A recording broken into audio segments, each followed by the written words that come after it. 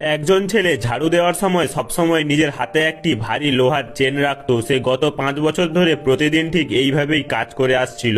বাইরে থেকে চেনটা সাধারণ দেখতে, কিন্তু তার ওজন ছিল 1000 কিলোরও বেশি। এত ভারী বোঝা নিয়ে প্রতিদিন কাজ করতে করতে তার কবজিতে ভারী দাগ পড়ে গিয়েছিল।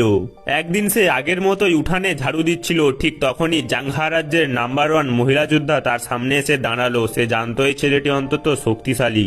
মহিলা কিছু না বলেই হঠাৎ আক্রমণ করলো, কিন্তু ছেলে স্থির হয়ে দাঁড়িয়ে রইল এবং সেই আঘাত সরাসরি গ্রহণ করলো। মহিলার মনে হলো এই ছেলে আঘাত পেলেও এড়ানোর চেষ্টা করছে না, তাই এবার সে পুরো শক্তি দিয়ে আঘাত করলো। কিন্তু সত্যিকারের যোদ্ধারা একে অপরকে সম্মান করে। সে তাকে মেরে জিততে চায়নি। ছেলেটির সহনশীলতা এবং দৃঢ়তা দেখে সে লড়াই ছেড়ে চলে যেতে লাগলো।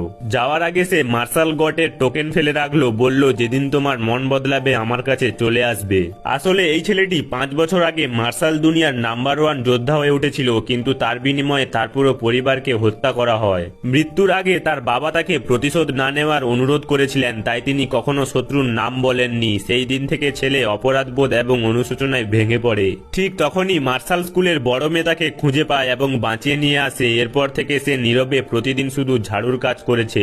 কিন্তু মহিলা যোদ্ধা চলে যেতেই বড় বোন তার কাছে একটি কাপড়ের পুডলি এনে বলল, তোমার জিনিসপত্র নিয়ে চলে যাও। কারণ হিসেবে বলা হলো, আমাদের স্কুল আর অকাজের মানুষকে খাওয়াবে না। কথা ছিল কঠোর, তবুও ছেলে কিছু না বলে চুপচাপ চলে গেল। আসলে বড় বোন বাধ্য ছিল, কারণ ওদের শত্রুরা এখন স্কুলে আক্রমণ করতে চলেছে, আর সেই শত্রুদের যুবা নেতা বড় বোনটিকেই জোর করে বিয়ে করতে চায়। সে লড়াইয়ের অজুহাতে স্কুলকে ভয় দেখাচ্ছিল।